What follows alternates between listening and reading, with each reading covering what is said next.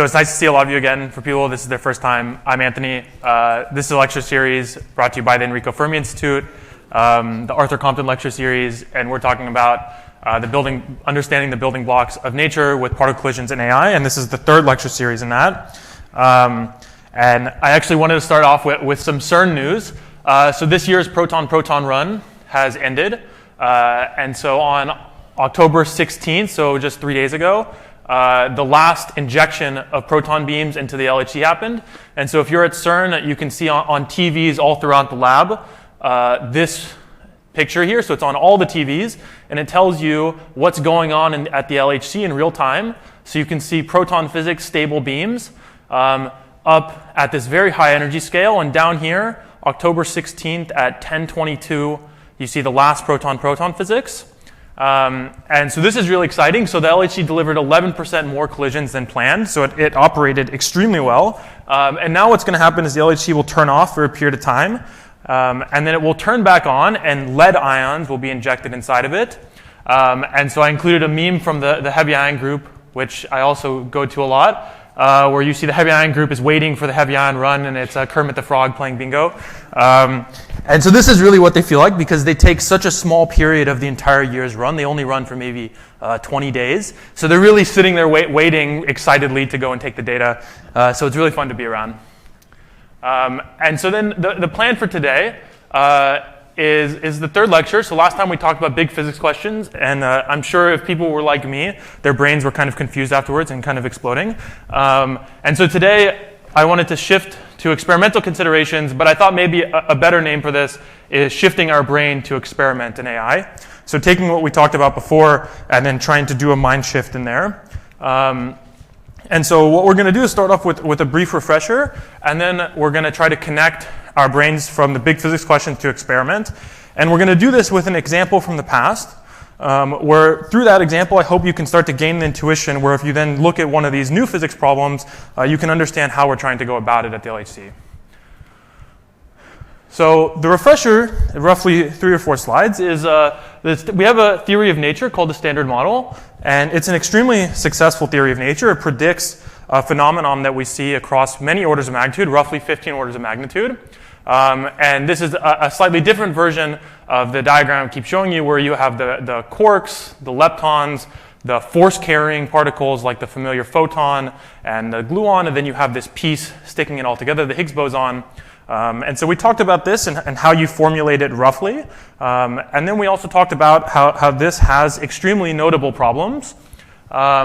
And those notable problems range from questions of what is dark matter, what is dark energy, why is the weak force so much different scale than the gravitational force, and we talked about how that will manifest itself at different time periods of the universe, going all the way back to the Big Bang.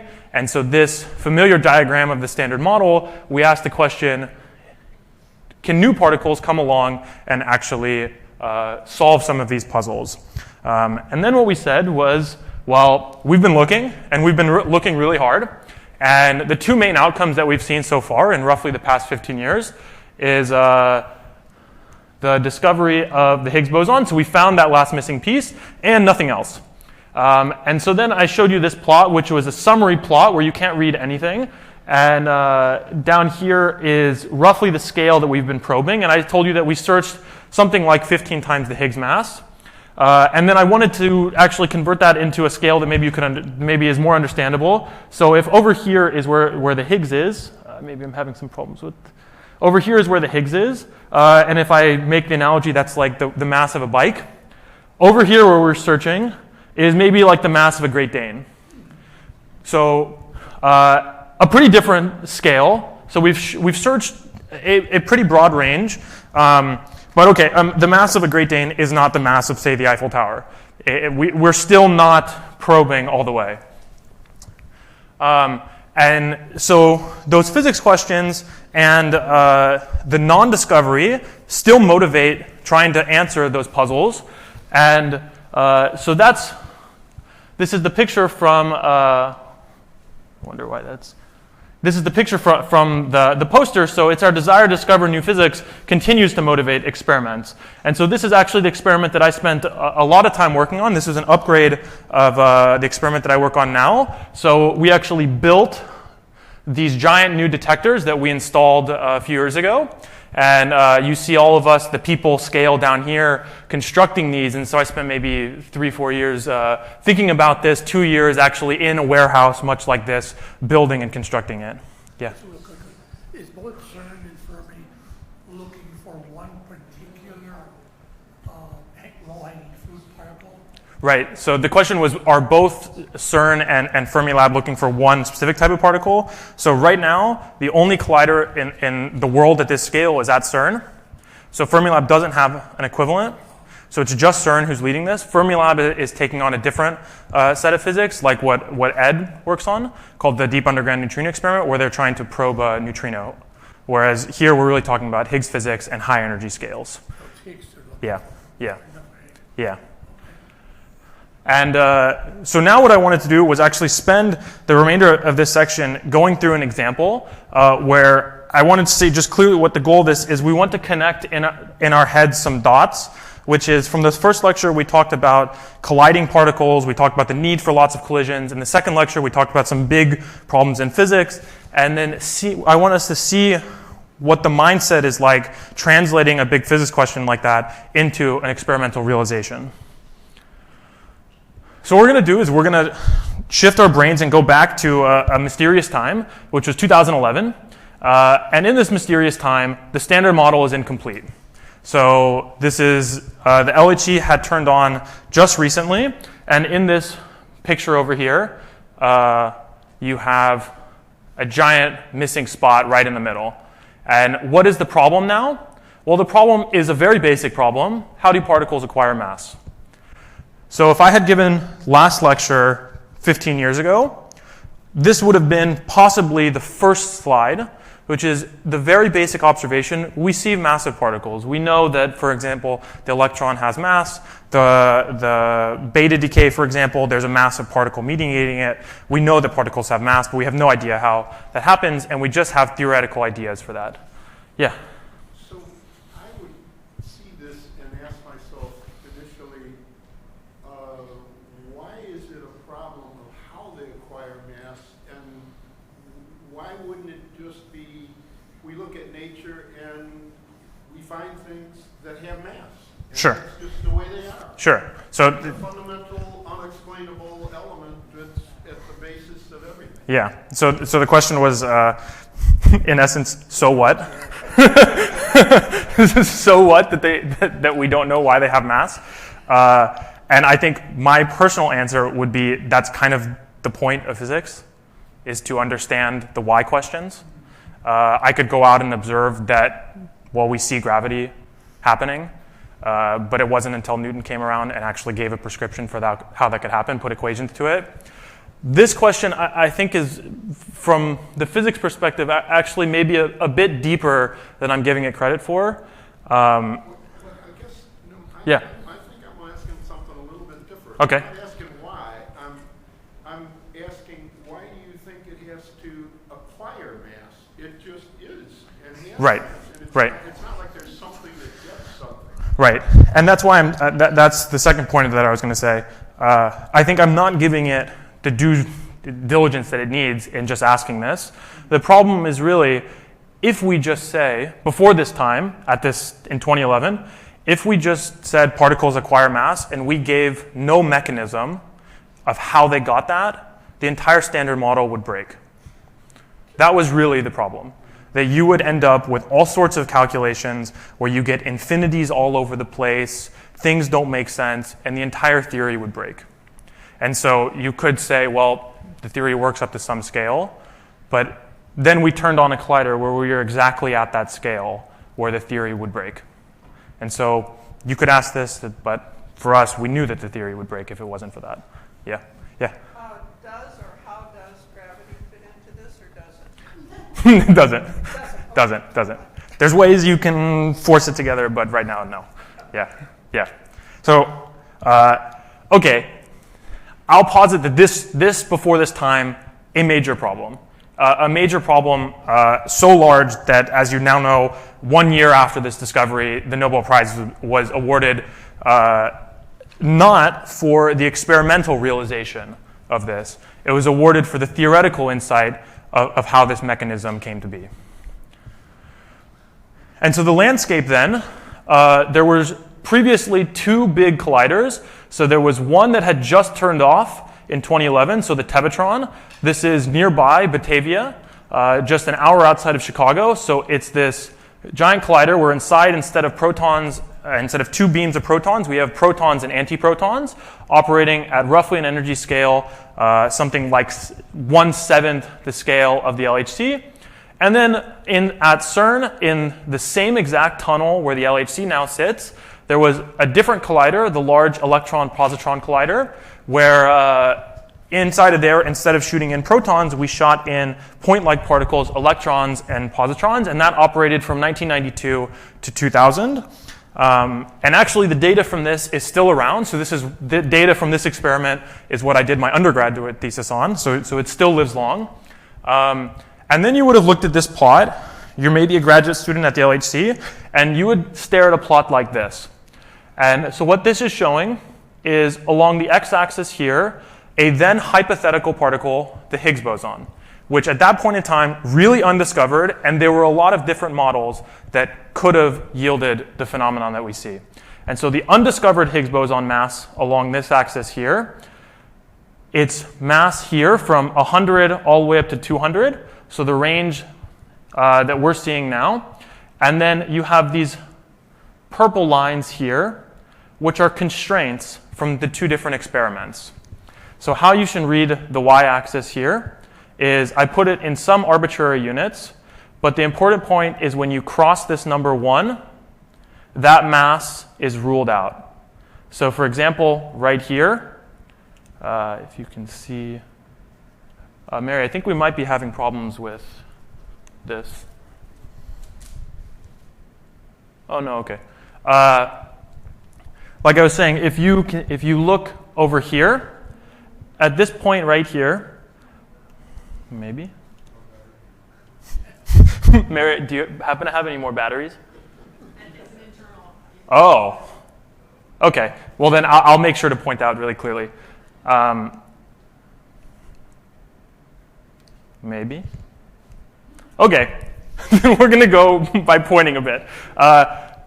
So that point right there, around 160, you see this dip. And what this dip is saying is that you're crossing this number 1, and this hypothetical particle, from here and roughly above, it's ruled out. So you can't find anything there. And then you can look at these hatched purple lines. And so this was from the experiment at Fermilab, and this was from the experiment at CERN. And so between those, you have roughly 114 here. And then this number is roughly 160. It then gets extended to roughly 150. And so you've just turned on the LHC, and you look at a plot like this, and you see that you have constraints from both sides. The curtain is slowly closing, and you have a pretty good expectation that something is going to pop up here. And you have an additional expectation because this curve is actually getting more shallow. So you're getting less close to the number 1, which is the point where you exclude the mass, and you're actually getting more chances that a particle exists in that region. Why can't you have a particle higher? Because the experiment rules it out. At the Tevatron, at Fermilab, they did tests up to a certain range. Now, if you said, do they rule out 10 times this scale? They don't. But from theoretical motivation, we know that it wouldn't be that high. So you have 2 colliders that are existing, and you have constraints on both sides. You can then start to project forward how different is this than what we have now. We have all of these constraints that are happening now. Maybe I could make a plot like this too. Okay, and so then you jump, the world stage jumps from Chicago to Geneva. The LHC has turned on. We have a 4 to 7 times increase in energy, and we have a 50 times increase in the rate of collisions. So we've gone from the Tevatron, a proton-antiproton collider, to the new flagship experiment, the Large Hadron Collider, 7 times the energy, 50 times the rate, 4 brand new experiments all around in the same tunnel as the previous collider. Of course, this is not without a hiccup. I make a lot of this sound like, of course, we just turned it on and it went smooth. That's not what happened. So when the LHC turned on in 2008, there was, maybe you had heard about it at the time, there was a kind of explosion that happened inside of the tunnel where some of the magnets had faulty electronic connections between 2 of the accelerator magnets. So there's accelerator magnets all along here, and this one here had faulty electronics and exploded, and the LHC shut down. So we just turned it all on. If you're a graduate student at the time, you start hoping maybe I'll graduate on this experiment. It explodes. And now everybody is going crazy because this is also many billions of dollars later. And then in the end, a group of accelerator experts come along, and after 1 year and around $60 million, they actually turn on the LHC, and we start taking data. And now the important plots to see, I'm going to show you 2 plots which are very similar. So you see the second one is grayed out back there. And the first plot is this. And though it looks very different than what you've seen before, it has all of the same ideas from things that you've seen in the past. So the axis here is, this is the hypothetical mass of the Higgs boson. So this would be like a mass that's very similar to before the mass of the bike compared to the mass of the dog. So some range like that. And then this is the probability. So on the first lectures, when I showed that plot where it was different processes along the x-axis, the probability where you shoot in a bunch of protons and you get one of these Higgs particles out, that's the same probability there. And then the curves that I'm showing, this blue curve is the most likely process. So you shoot in 2 protons, gluons come together, and you get a Higgs. And this is at the case of the Tevatron. So if I go to the point where we know the Higgs mass is now, you have a probability in some arbitrary units of 1. And the thing that gets people really excited is if we then consider the LHC case and go to now a much higher energy scale, 7 times, but also we changed what we're colliding. Instead of protons and antiprotons, we're shooting in 2 bunches of protons. And we go to the same mass scale, and we ask, what's the probability? And it's roughly 50. So we have a 50 times gain in probability to produce the Higgs. So you've just jumped coasts. In jumping coasts, what you've gained is a collider at much higher energies, different particle species coming in, which is exactly manifesting in a 50 times increase in the probability to produce this at the time hypothetical particle, and you get a massive gain in rate. So the combination of a gain in rate and a gain in probability means you wait less time and you get more of these quicker. Question. Yeah. This probability. Yeah. I always knew that 1 is maximum. That's what it is. Yeah. So 50. Yeah. In this case. Yeah. So this is.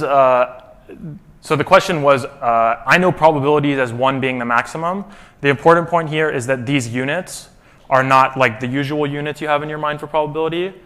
It's normalized units. So 1 is not maximum. So is 50 a big probability? Yeah. A huge? Relative to 1, massive. Close to certain? Yeah. It's not close to what you have in your mind as maximal probability, but compared to this 1, this is huge. Yeah. And maybe to say more, the 1 that you have in your mind is a sum of all of these lines. This is showing the relative probability of getting different processes. So if you summed up all of the lines here, then you would get the total probability being 1. So this gain in 50 is really, really significant. And just to emphasize the point, because you have a gain in 50 in the probability to produce it, and you have a gain in the rate of collisions, so more collisions faster, that means that you'll produce more of these in a shorter amount of time. And this is really important. One reason that this is important, to give you some more history of this, At the time, there was actually decisions being made. Should you run the Tevatron for longer? Should you run the previous collider at CERN for longer? They already exist. You're making a decision to physically turn them off, where turning them off is really, you can't go backwards. You cut them. And so there's a decision made by the DOE to cut the funding for them, and we really turn the colliders off. And part of the calculus there was how fast can the LHC get to a discovery relative to what we currently have, say, at Fermilab. And so this massive gain in probability and rate is extremely, extremely important. And then the second thing is the theory community is really coming together to give you really detailed predictions of what you should see inside of your detector. And so this plot here, it's the same axis here, the mass of this hypothetical particle, and now the y-axis here is the probability that this particle, once it's made, will decay into different types of things, different types of particles that you can see in your detector. So for example, at around, say, 110, if the mass was 110, most often you would see 2 B quarks. Whereas if you were at a mass 180, most often you would see 2 W bosons, which manifest in the detector in what you physically measure in completely different signatures. So the theory community comes together and makes very detailed predictions. And then on top of that, we put what the experimental community has told us. So on this plot here, if I take from what existed at CERN before, I rule out this whole region. And if I take what existed at Fermilab before, I rule out all of this. And so now I'm in this region here, and I can really start to make detailed predictions of, if I'm running the LHC for 2 years, how many times should I see this process? How many times should I see 2 W bosons? And it's a really narrow range. And so at the same time, like I said, you're at CERN, and 2 detectors have been built especially for doing this. So these were so-called detectors designed for discovery. So 2 discovery experiments were built, CMS, existing on this side of the LHC ring. So this is the 27-kilometer long tunnel. This is Lake Geneva. These are the Alps in the background. Right along here is the tram line. And so Atlas is existing right next to the tram that goes into Geneva, and then CMS is something like 10, 20 kilometers away. And this is what they look like from the inside. And so this is the CMS experiment, the Atlas experiment. And these experiments are really built as general purpose tools. So in the first lecture, I talked about these as cameras. The analogy here is that instead of building a camera where it has extremely, extremely good ability to take pictures of, say, athletes running fast, so really fast shutter speed, it's built completely generically to capture all sorts of different phenomena that can exist. And so the exact detector configurations inside are set for that. And that translates into very broad coverage for a bunch of different physics scenarios. So this plot here is of the Alice experiment, and the way that you look at this is if you're looking head on, the beams come like this, and then the particles fly outwards like that. And so as they fly out, they hit different layers of the detector, and roughly what happens is the innermost layers give you a measure of the momentum of the particles. Because there's a magnetic field surrounding them, the particles go through and then bend, and as they bend, you measure the momentum. Then there's this orange area here, which measures the energy of particles that interact through electromagnetism. So things where photons are emitted, and you can deposit tons of energy in there. So for example, like electrons and photons. And then you have a third layer, which is for so-called hadrons. So for example, wanting to measure the energy of protons and neutrons that are made from these collisions. And then all the way on the outside, you have particles that just go through most of the detector and don't leave much energy deposit anywhere. And so things like that are, for example, muons, the heavy electrons. And so between these 4 rough subdetectors, you have a general purpose machine ready to find that whole range of predictions for what the Higgs could decay into or what beyond the standard model particles could decay into. Can I ask? Yeah. I don't know if this is stupid. No, please. Is there a theoretical limit to how high, CERN is what, 14 trillion? Yeah. How high we could go and still find particles, or is there a cutoff? You never find anything beyond this zillion of electrons. Right. So the question is, maybe there's two questions in there. There's one question which is, what is the limit of the energy that your experiment can go to? And then the second one of, if you go past this energy scale, will you find anything? The second one, I don't know the answer to. Because the second one, there's that big gap. Remember last time we talked about the gap between the weak interactions and and gravity. That huge 16 orders of magnitude. Anywhere in that region, something could exist. So we really don't know. Now for how strong can you run the experiment? So roughly the thing to have in your head is as you go to high energies, how much energy does the beam lose? So for example, if you accelerate a charged particle like an electron, as it's accelerated, it also is radiating photons. And so if you go to high energies, it starts radiating more and more. And if you go to so high energies, the rate of your collision starts dropping. So there's a trade-off. You go to really high energies, but then your rate starts dropping, and then your beam dies. Yeah.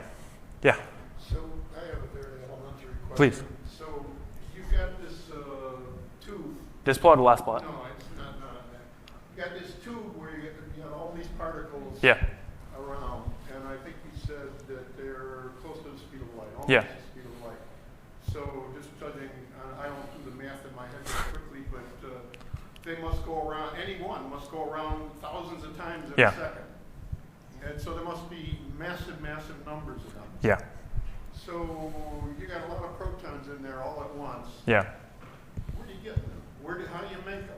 Yeah. Yeah. So I'll give you the very shorthand version of this because I could talk the entire time about it. There's a sequence of colliders, now accelerators, not just the LHC. So at CERN being the facility, there was over roughly 60 years, we built different accelerators, different sizes. And so each accelerator serves as an injector to the next one. So there's an accelerator just before this that, if I remember right, is somewhere like this, that gets the protons up to a certain energy scale and then injects it into the LHC to then go higher. Are you starting from a gas of hydrogen? Yeah. So then if you keep walking backwards, at some point, the line that everybody puts in their thesis is somewhere around here, I think, in a glass bottle of hydrogen. You have a glass bottle of hydrogen, you have electrons are stripped off of it, and then that bottle is injected into the first accelerator. So it's exactly like that. And so it's a sequence of chains. Yeah. Right. So you now have this detector that is tuned exactly to do the type of physics that you want. You have experimental limits from the previous experiments, which set, if I can get, limits in this range here and in this range here. You have theoretical predictions for what you should see in your detector. And now you ask the question, what should I go look for? And what people went and looked for is processes with low background and high precision. So the two processes that were chosen, Higgs going to 2 photons. So a Higgs, in the end, you get 2 photons. And a Higgs going to 2 Z bosons that then results in 4 leptons. So like 4 electrons, 4 muons, anything like that. And you get rather striking event displays. So this is a picture from Atlas in 2011, where you have the experiment here. The beams are coming in like this. You have the collision right here. You can see the different layers of the detector here. So this innermost purple layer is where you measure the momentum. So this is all silicon inside of here. Then you have these toroid magnets. So these are gigantic magnetic field generators sitting around. You have different detector components. And after shooting in billions and billions of beams of particles, you get a candidate. And this candidate event has 4 leptons, these 4 red lines, moving outwards from this central point. So that's 1, 2, 3, and 4. And if you look at it like this and sum up the energy along, you get a display that looks like this, where you have 4 lines. You have tons and tons and tons of background. All of these other little lines are other particles flying all throughout your detector. And so you have a candidate, and then you run for something like 2-ish years. And after running for 2 years, you're able to make a plot like this. So this is a plot where you're looking for a Higgs boson. At the time, you don't know what its mass is. Going to 2 Z bosons, and then 4 leptons. So exactly like this, but tons and tons of those. And now the plot here is the same mass of the Higgs along the x-axis. This is the number of events. So literally, you just sit there and count. I see 1 of them, I see 2 of them, I see 3 of them, and then you just fill a histogram. So this is really just number of times you see this. You check what you learned from the previous collider. So this peak right here is the mass of a Z boson. So it's you shoot into protons, you produce a Z, which sits at 91 GeV, which at the experiment just before the LHT, you studied to death. You produced millions and millions of these, so you know exactly where this should be. So you see it's spot on. And then you start going along this spectrum, and if there was no new particles, all the data would sit like this. And now at 125, in between this range 114 from the previous collider and 150 from what happened in Chicago, you have a peak. And this peak right here is exactly the predictions for a new massive particle, the Higgs boson. And important to emphasize, look at the numbers that we're talking about. 4. 30. 30 of these, in the end, is the entire discovery. So you've done billions and billions and billions of collisions. You turned on this whole new experiment, 100 meters underground, 27 kilometers long, protons at the highest energies, and now what you're reporting is we see 30 of them.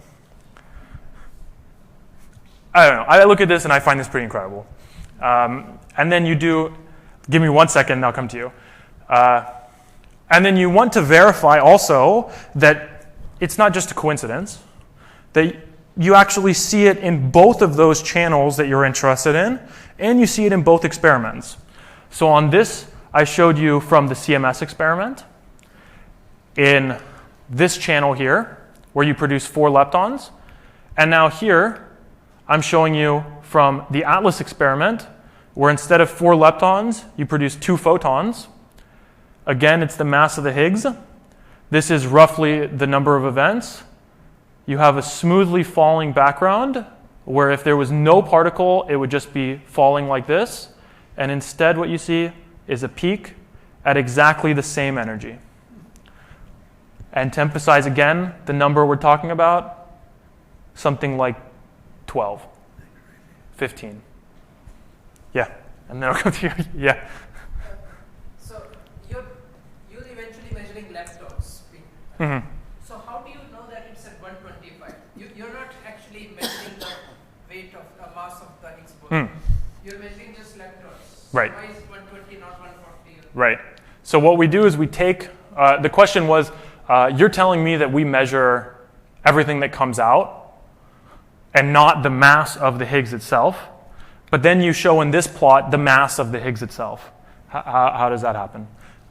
So what we do is we measure all of this, so all of these particles coming out, but we know that what's coming in, the amount of energy in, energy conservation, has to equal what comes out. And so all that we do is we measure these, and then we add up their energies, and then we compute the mass. So the big heavy-duty work is in actually doing the measurement, and then once we're at this stage, we just have 4 energy momentum vectors. We add them together, and then we make a plot like this. Yeah. I'll come to you. Yeah. So how these measurements, is it like a specific material that's used that is sensitive to the leptons? Yeah. Or like, Yeah. So I'm going to be a little bit, and I'm going to tell you more about this next time. The next 2 lectures, we're going to talk more about the exact experimental methods. So then you're going to start hearing more and more about the materials. But the short answer of this is these different layers here use different materials. So for example, the innermost layers are silicon, because silicon, you can get extremely good momentum resolution from it. And then you start going to the other layers where maybe you have lead or tungsten, things where when a particle hits it, it creates a huge shower. So you have one particle come in, it hits, say, a lead ion. From that collision, a bunch of stuff comes out, and then you measure all the stuff coming out. And so the decisions for what material to use in here involve tons and tons of simulations. So you actually do checks of if I have, for example, an electron, like this right here, at the energy scales that we expect, what material do I need here, and how much of the material, how thick of the material, to actually get a signal that then I can reconstruct downline. So I'll tell you more about the exact details of this next time. But short answer, yes, absolutely. They're different materials. Yeah. So I had 2 questions, but maybe you already answered one. But the first one comes from, I'm old school, and I know the phrase nemo dat quod non habet. Okay, I don't even know. Nobody gives what he doesn't have. And so my question was going to be, does the Higgs have mass? Yeah. But you just used the phrase, the mass of the Higgs. Yeah. So now that's the second question, and I'm back to where I started earlier, which is, aren't you then left with the question of, well, where does the Higgs acquire mass from? Or is the answer to that, well, that doesn't produce these infinities that you're worried about if we don't have the answer? Yeah. Maybe if I'm less nice to the experiments, exactly that question is why the theorists got the Nobel Prize for this, and not the experimentalists. What you see in this is the Higgs mass, but what you don't see in this is the mechanism that gives everything else mass, which happens before even this particle gets its mass itself. So the same mechanism that's giving everything else mass is giving the Higgs mass too. And roughly how the logic of this goes is that you have, at some very high energy scale early on in the universe, a field that has energy in it. And then at some point, that field, some symmetry breaks. And in that breaking, the energy that's given off from the symmetry goes to all of the other particles, including the Higgs. And so a different way to say that, this particle you see here is the result of the mechanism that gives everything mass. So we see just the final result. We don't actually see anything that happens before. A good analogy for this is like in superconductors, for example, how you get superconductivity.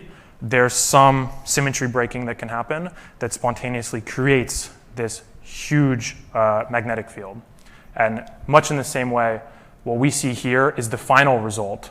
Like you observe that you see superconductivity, but you don't know the process that initiated it. And so the same process that gives, say, the electron the mass gives the Higgs the mass. Yeah. This is a 2-stage process. Do you see 2 jets on this sort of thing? Have a look at the jet. In this process here, we don't see. So the question was, in this process of 2 Higgs going to 4 leptons, do you see jets? For more information, what these jets that he's talking about are, what I'm showing here are 4 lines. So you have 4 red lines like this because they're leptons. If we produced, for example, 2 quarks, because of the property that we talked about before, where when a quark starts to go to low energy, it gets bound inside protons and neutrons, you don't get a clean detector signature like a straight line. You get a spray of particles shooting out like a jet, And so the question was, do we see jets for this? And for this specific type, no. In other types of Higgs boson decays, you do see jets. Even though you have a two-stage process? Even though you have a two-stage, Well, you've got that intermediate state. right. You see these have, the question was, well, I see two lines here. Don't these end up nearby? These end up nearby, but they don't end up in jets like with tons of other stuff around it. Yeah. I'm gonna see if I have this right. Okay. So you said the Higgs boson Yeah. gets its mass from the Higgs field, Mm-hmm. which was created at the time of the Big Bang. Which existed. Pardon? Which just existed. It's the Big Bang. Well, then you start getting into questions. Well, what existed first? But okay, the Big Bang happens. Yeah. But so much as we can say experimentally, the Higgs field is around. The energy is really high, and then once the energy cools down, the Higgs field changes, and in it changing, all of the particles get mass. Can we measure the Higgs field? Oh, that would be great. So the question is, can we actually measure this process of the Higgs field changing and everything getting mass? So the discussions that are happening right now to build the next version of the LHC is to try in lab to see that process happen. It would be really great. Yeah. Yeah. And I got to be careful one time. Yeah. In these studies, these experiments, you are using smaller mass particles like Yeah. protons Yeah. to produce big mass, Yeah. the Higgs. Yeah. Okay. The elemental usually is the smaller one. Mm-hmm. And it would make sense to go in the opposite direction Mm-hmm. and find out what is the smallest mass possible to produce. Mm-hmm. As example, E equal h nu. Yeah. Okay, so there is an elementary amount of energy Yeah. that is equal exactly the Planck constant. Yeah. Okay, is it possible to use this combined with E equal mc squared?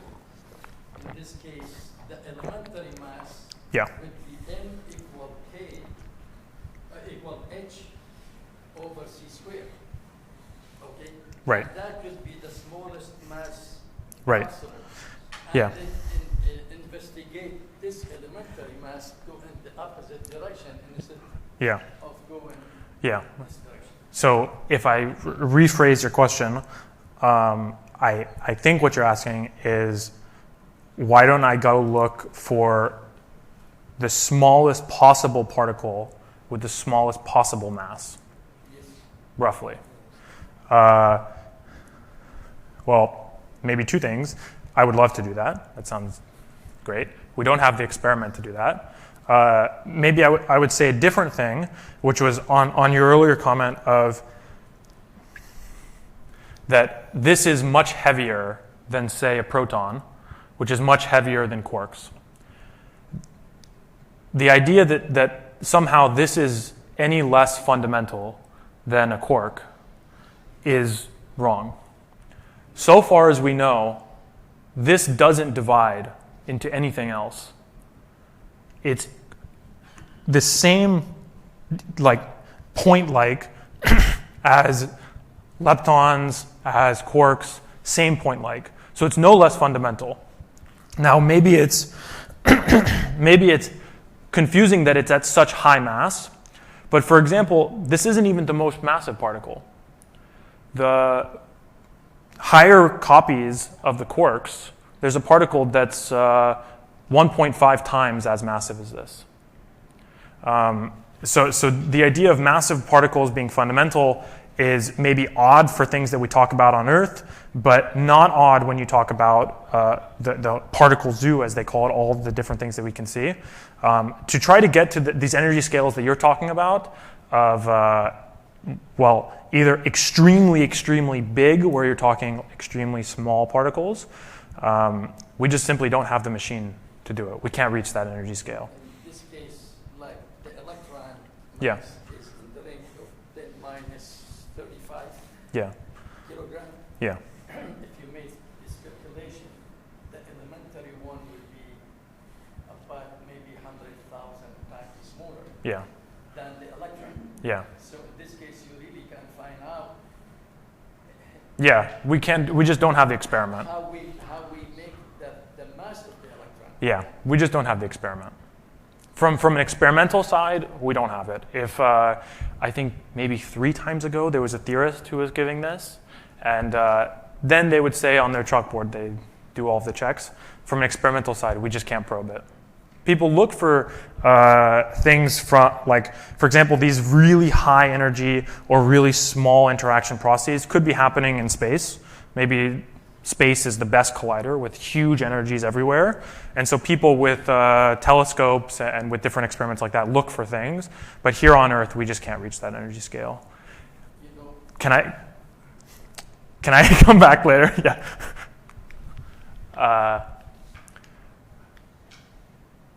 Right. So I think the takeaways that I wanted to get at from this is there was this open problem, which is acquiring mass. And through a combination of particle collisions, multiple different experiments, there's 2 experiments here, but at the previous colliders, there was 4 experiments at them combined. And then through theory predictions of what you should actually see in the colliders, you get results like this where you can actually predict with reasonably good accuracy over 30 events out of billions the mass. And you answer questions like, how do we acquire mass? And so then what I'm hoping you take from this is a general prescription of kind of, you have this big question, you think that a particle may come around to solve it, then what are the next things you need to consider? You need to consider, can you actually produce it? So you need a machine like this, where I emphasize this is a general purpose, the LHC is a general purpose tool to produce particles at high energies. This is not our experiment. This is a tool that the world can use to do all sorts of different types of physics, one of them being look for the Higgs. The second thing is, do you know what that particle will result in inside your detector? So whether that's 4 leptons or 2 photons. And then third, do you have an experiment that can actually do the detection? So this general prescription you could apply for a lot of the things that we talked about last time, whether you're talking about matter-antimatter asymmetry, where you may predict a particle similar to this, and you may look for signatures very similar to this, or you're talking about dark matter, where maybe you're producing a much lighter particle and you look for that too. A lot of these same logic applies. And so then the question you can ask is, are we in a similar time where we have experimental input converging us on one mass range, where we have theory coming together to give us hints of what to look for in the detector, where we're maybe going to answer questions like the weak scale versus the gravitational scale, dark matter, what comes to this. I think I'm being, in my most generous, that there are important differences, but it's curious. I think my honest feeling is that we're in a very different time than what we were when the LHC turned on, that we don't have the same type of direction that they had then, where it was kind of getting more and more clear that something would pop up at a certain energy scale. My feeling now is that we're at a point where theory has led us in a direction, experiments led us in a direction, and now we have these kind of 16 orders of magnitude between where we're sitting and where gravity sits. And we're coming up with ideas, and we're exploring that range. And I don't think I could honestly put on here a concise summary of this is what we should go do. I think there's a lot of ideas now of what we should go do. So maybe, but I'm going to guess probably not. We're probably not in a similar time. And of course, now there's only one way to do that. We have to go do the experiments. And so this is a plot that or a picture I wanted to flash of what's actually happening on the ground at CERN. Basically, every day as we talk, the LHC is being upgraded. And so if you go 100 meters underground, you see working areas where it doesn't look like what you might usually see, where it's a clean room and there's no dust flying anywhere. What you actually see right now is kind of chaos. You have big machines down there bringing in material all the way from the surface, actually constructing things underground. And so hopefully this will all go well, and then the LHC will restart with a much higher rate of collisions in around 4 or 5 years. And so, of course, to do the experiment, the transition that we're going to make is going from the idea to solve these big physics questions using particle collisions, then back to what we said in the very beginning, which is to do that, we need tons and tons of collisions. In the end, tons and tons of data. And so just like in the case of the Higgs boson, where what we needed to do was measure the particles, the leptons or the photons with extreme precision, the next set of discoveries we'll need different set of experimental tools, and so then the coming 3 lectures will talk about those experimental tools where, in many cases, AI is playing an important role. So now I'm going to pause for a second because now we're going to do a shift where we're now going to give a small intro to AI so that then next lecture you'll have some basis for AI, you'll have some basis for particle physics, and then we can talk about experimental methods. So I think there's 8 or so minutes before noon, and I know people have to run back to Michigan, so I'm going to go for this, and then I could stay for as long as people want after we want to talk. So I think the important things to discuss here, I maybe have 5 or 6 slides. Of course, this is a big field, is just a definition.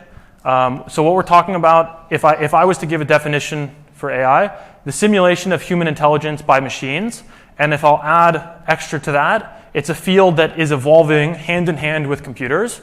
And so this is a nice timeline that I like from a professor, I think at Oxford or Cambridge, where they put on here the different important things happening in computers. So for example, 1950s, first digital computers, first microprocessor in the 1970s, internet in roughly the 1990s, the iPhone in roughly the 2010s.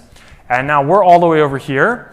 And the different colors here is roughly the 2 ages that people talk about for machine learning. Okay, there's many more, but that people mention more before this range down here is up to now, which is when we're starting to probe the first type of AI, which is AI that is doing specific tasks for us. And then maybe this other range over here, extending out all the way out to the 2050s, 2060s, we start to reach a sophistication for the algorithms where they can be more general purpose. So with that in mind, the categories of AI that we're interested in, I think roughly there's a pyramid like this. So down here, so-called narrow, where you have systems designed for specific tasks. Like, for example, if you pick up your phone and it has facial recognition, that could be an algorithm running on your phone that actually does detection. Then there's so-called general AI, which you may be hearing more and more about, a system that can perform any intellectual task that a human can do, where I think it's important to emphasize this word any means that one system can do any, and that's when we've really reached this stage. And then super intelligent is when you have systems that surpass human intelligence in all fields. So one system that can do all sorts of things better than humans. And I think where we're at, I think probably most people think, is we're right here. So we're doing narrow AI. We're using advanced algorithms to solve specific tasks. But I add to it, we're truly attempting to move one level up. It's not like, maybe if I thought about this 20 years ago, there was maybe talk of we're trying to move one layer up. If I look at the technology that's being built now, it's really making a push to go one level up. And then some AI fundamentals. So I got this blurb here, and I just wanted to cover a range of words that maybe you've heard before. And so all the way out here on this big circle is artificial intelligence. And so generically, this is equipping computers to think like humans and act in advanced ways. And then inside of that, so a subclass, we have so-called machine learning, which is using algorithms where now instead of your goal being act like a human, it's understand data. So us as humans, we're understanding data. Maybe that's just me interacting with you or anything like that. So we have a subclass where we have machine learning that use advanced algorithms to understand large data sets. And then we have deep learning, which is a further subset where you're using artificial neural networks, so models of what's going on in our brain, trained on data to make advanced decision making. And then all the way inside of that, probably the thing you've heard most about in the news recently, generative AI. And so this is where you're using some neural networks to actually generate new things. Like, for example, if you open ChatGPT and you make the picture that I keep showing on my intro slide. What's big blue? Like all the way out here? Or? No, I mean the computer that. Oh. Okay, let me come back there. Okay. I'll come back to that. And so maybe you had seen that this year the Physics Nobel Prize was actually given for foundational discoveries and inventions that enable machine learning with artificial neural networks to John Hopfield from, I think, currently at Princeton, and Geoffrey Hinton, who was formerly at Google. And so this, in a very short one-slide summary, what the award was for, it's for, in the early days, encoding memories into computers as energy states. That's what Hopfield did, where the state probability depends on its energy. And so the way you can think of this is I have some box, I have some data, I teach that box to understand the data, and then I come around with a new piece of data and throw it in the box. And then you ask, what does the box do? And the way that they described what's happening in the box and gave the box ability to do this is by creating this sort of landscape, where the axis here is the energy level, analogous to the energy of a physical system. And then this x-axis here is kind of arbitrary. And now when you give it a new piece of data, it moves around this energy landscape, trying to minimize its energy.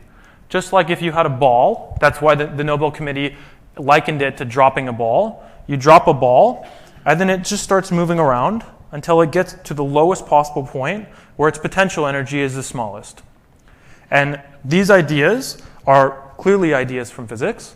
Energy states, probabilities of describing those energy states. And what they did is they took statistical physics and brought it into the world of computers. And in doing that, gave birth to these so-called artificial neural networks.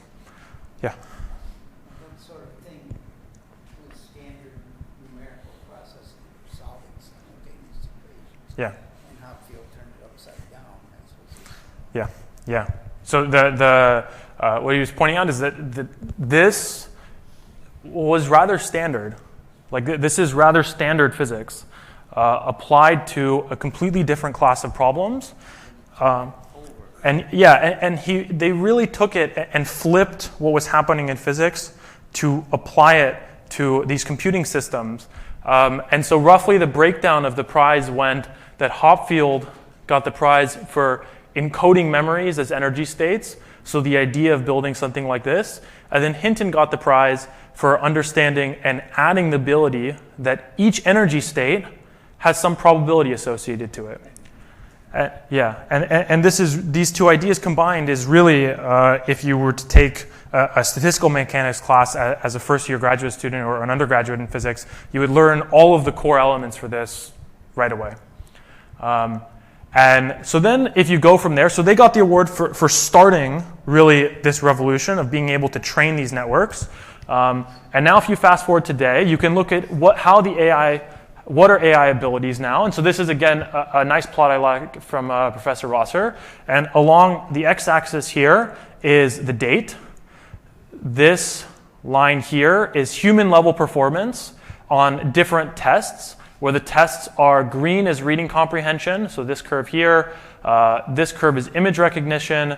Here is language understanding, handwriting recognition, speech recognition, and predictive reasoning. And so this is human scores. So if you gave a human the test, you did it to a bunch of humans and made that this horizontal line. And then these are how the AI does on those tests as a function of time. And you see this massive growth somewhere around here. We're now in basically all of these categories. Okay, I'm going to assume cherry-picked a little bit.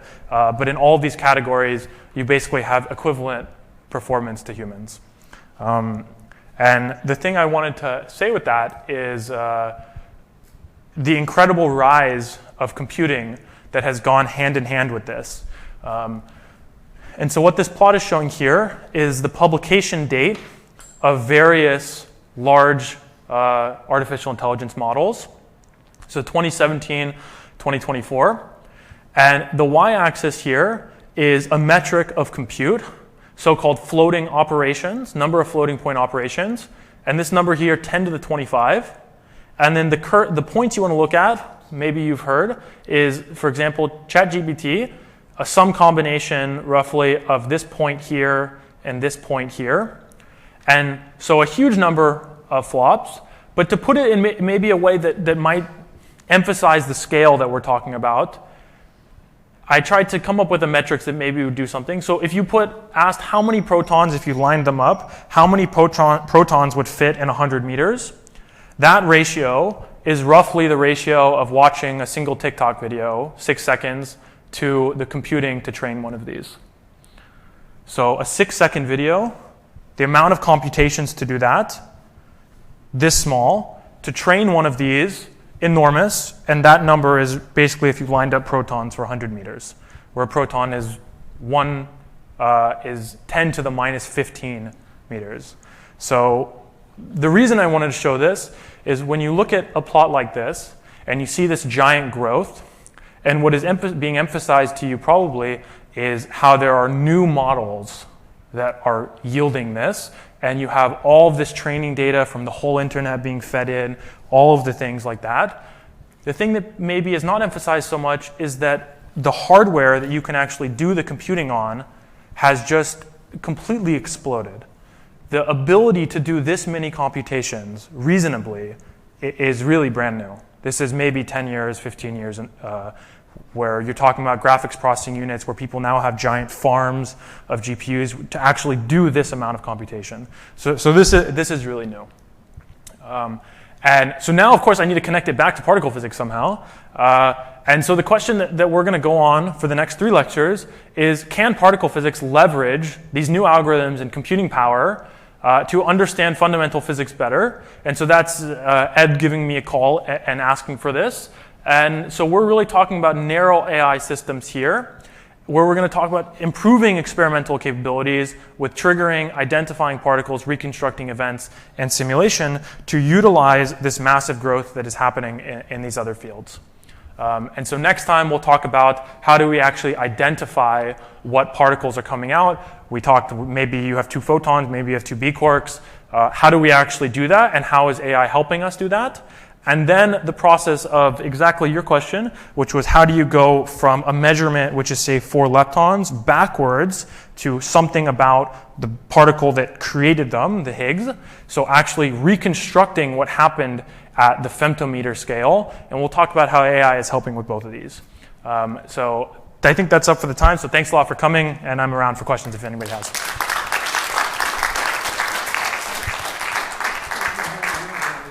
Yeah. Dark matter.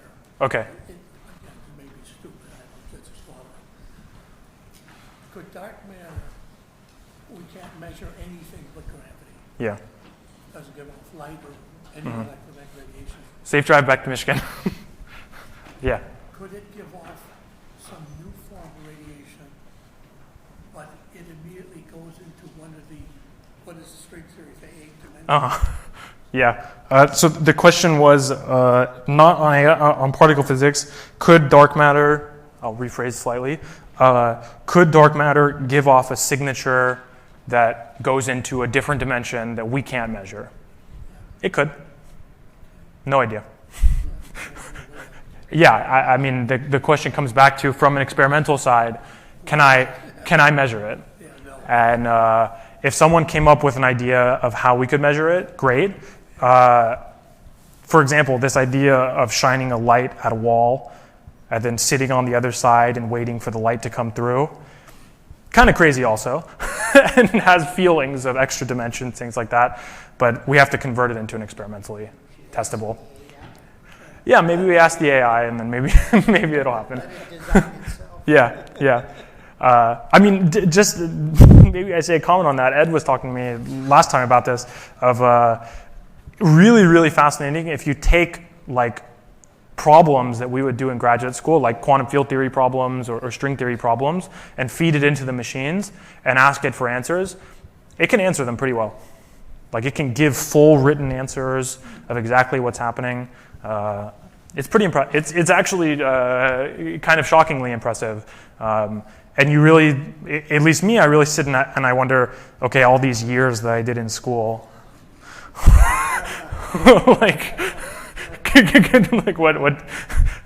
what is it? I think maybe the actual question is, what is it in those years that is different, that I've learned that is different than what the machine can do now? Maybe there's a creativity that you learn in school that the machines don't yet have yet. Could they have them? I don't know, but I definitely spend time thinking about it. Yeah. Yeah. Did they make any headway in string theory? Not so much that I know. I'm sure people would tell you plenty, but not that I can test. Yeah, and then I'll come. If you're creating the Higgs boson with 2 protons, Yeah.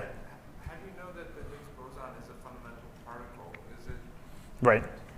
So the question was, if you're shooting in 2 protons, which I'm going to elongate the question and correct me at each stage. If you're shooting in 2 protons, which you know are not fundamental, which are made of stuff, how do you know that what you produce in the end is fundamental? The short answer to that is we test it. We don't know 100% certainty. So how do we test it? We come up with different ways. You can ask, if the Higgs was not fundamental, if it was actually made of stuff, what should happen? And what some models will predict is you'll see the particles emitted from them at different angles than what we see now. And we're able to make predictions like this because there are analogous things that happen. For example, the Higgs boson being the only scalar particle, in the strong force, there are scalar particles, something called the pion, that 60 years ago or something, we also thought was fundamental. And then as we did more experiments, we realized that it was actually made of stuff. And so maybe, call it 8 years ago, 10 years ago, there were tons and tons of searches at the LHC to measure compositeness of the Higgs, which is exactly asking, is it made of stuff? And so far, we haven't seen any evidence it is. That doesn't say that it won't be, but we haven't seen any evidence. You haven't seen a decay in the Higgs. So we've seen a decay in the way that we've been talking about, but we haven't seen a decay in the sense of it like breaking up into stuff that's inside of it, like how a proton is made of stuff. We haven't seen that, but we've definitely tested it. Maybe the thing I can go one step further in that is, if you want to test that, what do you need to do? Well, you need to get to smaller and smaller length scales so that you can actually resolve. Like if you have a microscope and you look at an atom, if your microscope's not powerful enough, you can't see what's inside. Very similar to this. That's why a lot of times people call the LHC the world's biggest microscope, because at such high energies, you can really resolve really, really small scales. And to really understand if the Higgs boson is made of something else, we probably need to go to an order of magnitude higher energies. So maybe the short answer to your question is we don't know, and it would be nice to know. Yeah. AI systems are thinking machines. Okay. They get data and they think. They use them and they think. Okay. Is there a way of implementing morality in this AI? So in this case, they would not do bad things, or they don't go into that direction. Right. So the question was, and I'll again say the whole thing. AI models think, and we don't know exactly what they're thinking. And can we turn some knobs to add in some essence of morality to them? I think my blanket level response will be questioning the first thing that you said, which is that they think. When we say that they think, you should maybe disentangle 2 ideas in your head. We set up the conditions for them to learn. So we write the code, which gives them the boundaries of what they're allowed to do. So we make the box. Then this process that now, if we're looking at a model at the end, appears to us like thinking, is that we've trained this model on huge amounts of data, and it's surprising to us how much it can do. But we could easily go back and write code that forbids it from doing certain things. And so this is exactly, for example, if you open up ChatGPT, there'll be things that you can ask it that OpenAI has blocked it from saying. That they've gone in the code and said, you're not allowed to go down this path. And so at the current stage we're at, we write the models. We can code them up. We can change what they're allowed to do. If you were to ask a different question, which is when we're training it, what exactly does it learn? And can we force it to be better at some things, like better at morality judging statements? You can do that too, a little bit harder. A good example of this, like the classic problem, for example, when they're designing self-driving cars, you have to play that game in your head. If you have two paths and there's one path where you kill one person, another path where you kill 5 people, but they're different ages or something like that, what should you do? They play exactly this game, and so then they guide the model to make decisions. And then you may have to worry a little bit, because then there's someone who's deciding this, and then it's engineers at the companies who are actually designing these systems. With all the biases and Yeah. So maybe the two biases that I think I would harp on for current systems is a bias in how the box is designed, the model is designed, and then a bias on the data that's fed into it. You can imagine if you only trained it on a data set that was extremely biased, that's what the model will learn. And so you could tune that a little bit. you may not even know what your biases are. Yeah, you might not even know what your biases are. So there's a whole bunch of things like that. Yeah. But if you go to like the second class, as you start getting up and up in levels, then I have no idea. If you go to super AI or something, I have no idea. Yeah. I have a question about the standard model slide. One of the first ones. Oh, Very first. okay, maybe I'll get it. Or this one. That one, yeah. Yeah. Before that, just a comment, and I'm not even sure how sensible it is, but Yeah. on what you were just talking about. So when the human brain is programmed, it's hardware that's programmed by a genetic code. Mm-hmm. And we do similar things. I mean, I think similar things are happening in that physical blob Mm-hmm. to what you're describing happening in these neural networks. Yeah. And we call it consciousness and thinking. Yeah. And then you get into the whole question of a Turing machine. If you ask it 20 questions and you can't tell whether it's a human or a machine, it's thinking. Yeah. Just a comment. I want to ask about that though. Okay. So I've been here so many times that I've never seen a graphic like that. Yeah. The force, Yeah. the waves there. It's kind of fun, right? Almost always we get something describing a simple, that gives no more information Yeah. than wavelength and amplitude. Mm-hmm. Is that just a graphical flourish that you chose, or are you meaning to convey some physical reality by those These? helical kind of waves that get larger and smaller in graphics in amplitudes? Why don't you have similar things for the waves of the other particles? Yeah. So I'm going to let you down. There's no, for so far as I know, there's no deep meaning in in these waves. I'll go and I'll make sure. Maybe the CERN PR person who made this had some deep thought, but I don't know any deep thought. There is deeper thought in the colors. The colors being if it's interacting with the strong force, where you have 3 different force colors. Red, green, blue, or the electromagnetic force where it's these white colors, or if it's the weak force where it's the blue colors. So the colors do have meaning, but this exact wavy form, It's a good question. I'll go look. I'll go look and I'll tell you next time. Maybe it had some deep meaning. Oh, so look here. In electromagnetism, there's the electric charge. And so generally inside of here, if you just see a white color like this, then it's interacting through electromagnetism. If you see colors like this, the strong force, instead of just one electric charge, there's 3 charges, and those go by the name of green, blue, red. And so that's what you're seeing inside of these quarks, because these quarks carry that charge. So red, green, blue. And then the W boson, the negative one and the positive one, so the particle and antiparticle, if you will, they mediate the weak force.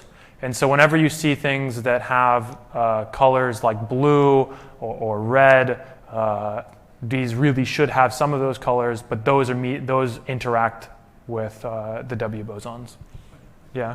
I think I saw your, yeah. I have a more practical question. Sure. Your example of the disaster and Yeah. taking a couple of years to be able to do experiments again. Yeah. I presume there are not enough individuals like you with the knowledge to do all of that repair. Uh-huh. What's the pipeline for the technicians? Yeah. And is it in the United States or have we failed? Right. So the question was maybe in essence, it seems pretty hard to do this, and you need specialized people who know what they're doing to go do this. Like, for example, if you put me right here, I would not be able to repair this. And then the further question is, these are specialized engineers and technicians, so different than the physics people who went through their whole school to actually be able to design and build systems like this. What's the pipeline like that? And if you want to go and work at a facility like CERN, is that possible? And then what has the US done? What exists in the US? So a first statement is, if you're an engineer or technician and you want to go work at CERN, please do. This experiments could really, really use great technicians and great engineers. When I was working on that big wheel-like thing that you saw when I was in a warehouse, I was around engineers and technicians 24/7 for 2 years or so. And it wasn't me teaching them, it was, I'm a child, and please don't let me break anything. They were French, Greek, a lot of Greek people I ended up working with. So really, very few United States. Yeah. That though, I think is more of a function of just the physical location for where CERN is. Now, if you were to go look at, say, Fermilab right now, there are technicians around building the next generation of experiments, so like what Ed works on, for example. And then there's a lot of Americans. A lot of Americans are working on them.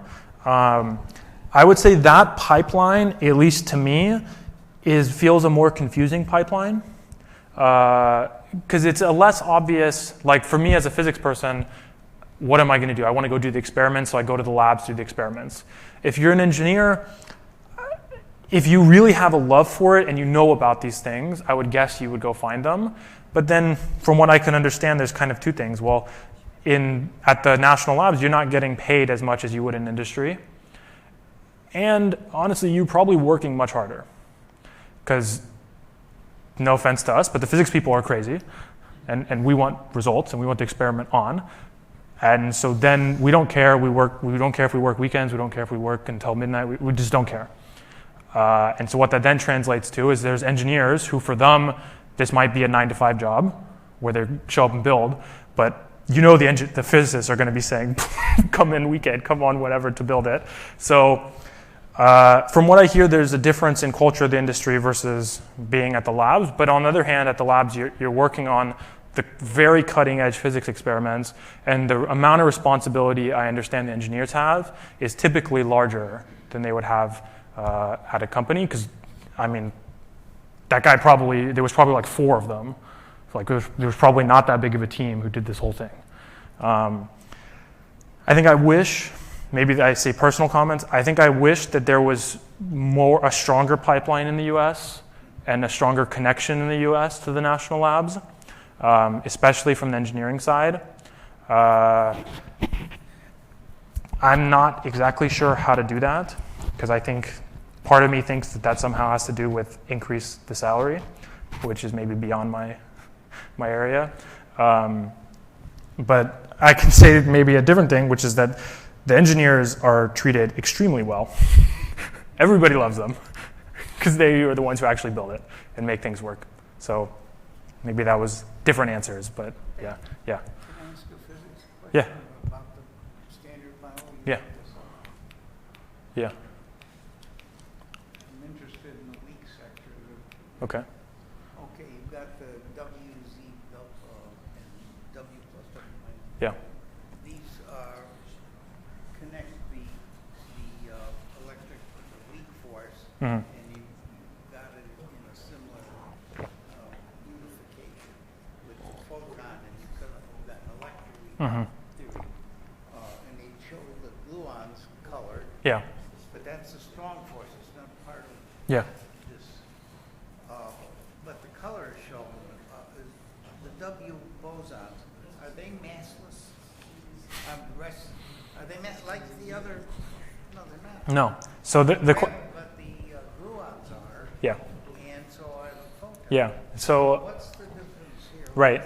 So the question was, if I look at these particles over here, these force carriers, this is massless, so far as we know. This is massless, so far as we know. These three are massive. You know, Why? how does that fit in? Do you need the Higgs to rationalize? Yes. Exactly. The Higgs mechanism is how these get mass. And because we're after, I can give some more words. If you look at the theory without the Higgs, well, if you go back to, I want to say the 70s or something, when the prediction was made, what we'd known then was Fermi's constant, which was effective coupling for weak interactions. Exactly, beta decay. And we had hints that a massive particle would have to mediate that decay because it was happening on short ranges. So we had one hand side where we knew that these had to have mass, or else we can't predict what we see in reality. Long range like Yeah, exactly. But then we had a second thing, which was in the theory, if these had mass and there was no mechanism to give them mass, then you wind up with a problem called, maybe for an expert, renormalization, which was a problem of how do you package that this theory is only functional in a certain energy range. We know that the theory, we guessed that the theory is an effective theory, that up to infinite energies, it will break at some point. And how do you package that down? And what we were seeing was that if these had mass with no mechanism to generate it, these having mass would generate infinities all over and break all the predictions. And so the story goes is that at one point in the early universe, all of these were massless. Then as the temperature dropped, the Higgs field underwent a transition. When it transitioned, these three... That's a symmetry. Yeah. Really more deeper than that, before the transition, these four didn't exist. Other types of particles existed that were massless. And then after the temperature dropped, these four were born, and these three had mass, and this one didn't. So you really need this. And that's why I emphasize that. There's no color involved. No. But what about the charge? There's a charge. Regular charge. Yeah, the regular electric charge is involved for exactly the reason you said, is that at very high energies, electromagnetism and the weak force are unified into one, so they're both charged under those. Yeah. Sorry, that was an advanced question. Yeah. Do we know for sure the Higgs boson is a fundamental particle? No. No. Yeah, that was exactly his question, which was maybe there's stuff inside of it. We don't know. People look for it. So far as we can tell at the LHC now, we haven't seen it built out of anything else. Yeah, but it would be really fascinating if it was. Yeah. Yeah. I think I'm getting some signs. Mary, good or okay? Okay. Any other questions, or if not, then okay. Thanks a lot for coming.